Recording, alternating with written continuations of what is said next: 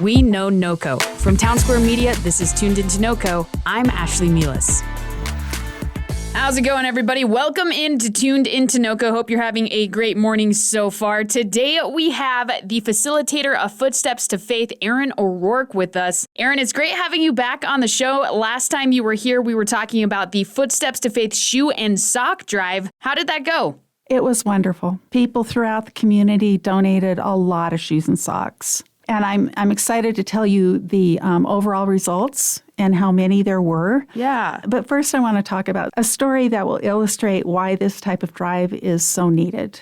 Absolutely. So can I start with that? Definitely. Okay. It was so cold on New Year's Eve, and I was headed to my church and needed to stop for gas. And I was thinking about the shoe and sock drive. We were just wrapping it up. And I knew there was one more load that was waiting for me at the church that I'd pick up that night. So when I stopped at the gas station that night, I came face to face with someone who was in great need of what all of our volunteers had been working to provide. So at the gas station on that bitterly cold night, there was a young, very disheveled woman standing outside the store, and her clothes were soiled and saggy, and, she was obviously just very destitute. She had a bag at her feet, which probably had all her belongings in it. And it was kind of sad because she had a cheerful headpiece on her head, and it had those bobbing attachments, like the kind of thing that you'd wear to a party, a New Year's Eve party. Yeah. But anyway, so I was just looking at her, but all I could focus on were her feet because she was barefoot. Oh, goodness. And the concrete was so cold. I mean, it was a terribly cold night. And I stopped to talk to her, and she brightened up when I said that I could maybe find some boots for her. I could go back to the storage unit and get them. And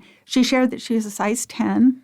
But then right then somebody from the local law enforcement stopped, and he was talking to her. So I just stepped aside, and she got into his patrol car, and I knew that the officer would direct her to some more comprehensive resources. But when I arrived at the church later and I looked at, the last box of final donations, I couldn't help but notice an attractive pair of red and black winter boots. And they were made with water-resistant rubber. Yeah. And they were a size 10. Oh. And I thought, that young lady would have really loved them. Absolutely. And I wish I'd had them with me when I met her. But the thing is, there are so many others who share her need. Yeah. And one way or another, someone will benefit from the use of those warm winter boots. Wow. Thank you so much for sharing that. Now, I know you talked about last time you were on the show how prevalent the need is for shoes and socks in our area. How many were you guys able to collect? So there is a shocking need of shoes and boots and socks, and literally thousands, according to Brennan Snyder, who's with Homeward Alliance. He's the facilities manager. Yeah. And so there are just so many that are needed. So there were 8 churches that participated, as well as people throughout the community. And we collected more than 2,100 pairs of gently used or new shoes and boots, and more than 3,800 pairs of socks. And the donations went to the Thompson School District's clothing closet, and the rest were given to Homeward Alliance. So all of those donations are being distributed free of charge. Wow, that is so cool. Now, for our listeners who don't know, Homeward Alliance is an organization that helps individuals and families facing homelessness in our area. They do a lot of great work. If you are or know someone in need, you can get more information on them at homewardalliance.org. And then the Thompson School District Clothing Closet is a really cool place. Students can pick up any needs, clothing, hats, gloves, toiletries, backpacks, really anything they need for free. You can get more information on that at thompsonschools.org. So kind of going back here to the shoe and sock drive, what I think is pretty neat is you were able to get all of these organizations to work together. How was that experience?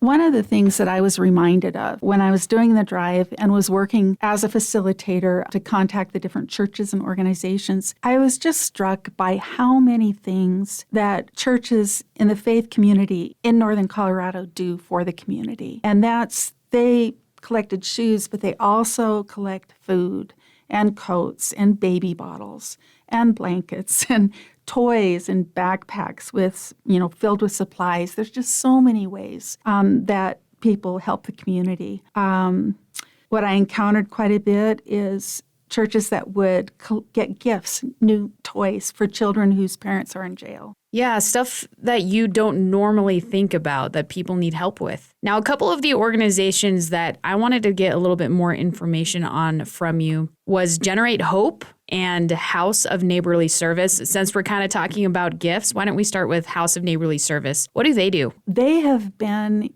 in the Loveland area for more than 50 years. Yeah. And they have a cluster of services that they provide to the community free of charge. One of the things through the House of Neighborly Service, they have a birthday closet where children can select birthday gifts. Really? And something called a party in a bag. I'm not sure exactly what that is, but just... Sounds great. I know, it sounds great. And yeah, they're a faith-based organization. They do a lot of different things. Yeah. And one of the things they do is called Angel House. And it originally was Interfaith Hospitality Network. And it's a network of churches who house and feed homeless families. Okay. And they on a rotating basis, and they help them get on their feet. And in the years since that's happened, or they were started, they've helped hundreds of families get on their feet. Wow. And so it's a great organization. Yeah, you guys heard that. House of Neighborly Service. They do a lot of stuff for our community. If you would like more information, you can visit their website at honservice.org. So now let's kind of switch gears here and talk about Generate Hope. What is this organization and how do they help our community? They help victims of sex trafficking heal and start a new life. People don't realize that sex trafficking does happen in northern Colorado. And I-70 and I-25 are truck routes. And unfortunately, a lot of victims are transported in trucks. Jeez. And these are children and adults. And when they're rescued, they need a place to go. They need a place to heal. And Generate Hope is a faith-based organization, and they've built a lovely residential shelter in a rural part of northern Colorado. And there are people ready to help survivors in any way they can. Yeah. And they have also been successful in getting people on their feet. Yeah, I mean, you don't think about it, but I remember last time you were on the show, we were talking about this after our interview. It's really unfortunate how prevalent sex trafficking is in northern Colorado. If somebody would like more information about Generate Hope, where should they go? Their website is called generatehope.org.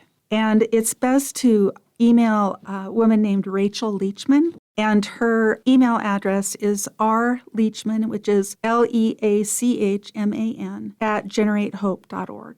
Perfect. Thank you for that. Now, are there any other organizations or resources that you would like our listeners to know about if they need help? As I've mentioned, across northern Colorado and beyond, there are so many good groups of people that stand ready to help. And one way to find out about organizations is through United Way's service. If you dial 211 and tell them the kind of needs that you have, they can direct you to organizations and services that can help meet those needs. And for our listeners, our next interview is actually going to be with someone from United Way. So if you'd like to learn more information about their organization and how you can get help or get involved, keep on listening. Just kind of continuing here, Erin. So we talked about a lot of different ways people can get help. So whether they're suffering homelessness, they need shoes and socks, or want more information on how to fight sex trafficking in Colorado. Is there anything else you'd like our listeners to know? Yes. If you're looking for a way to volunteer,